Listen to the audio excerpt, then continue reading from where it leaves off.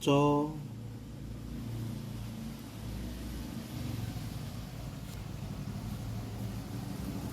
ro, dan ko.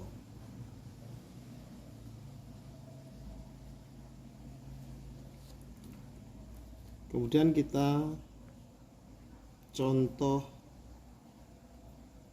dalam bentuk penulisan kata. Contoh yang pertama ada aksara h dan aksara no, maka dibaca h no atau o no.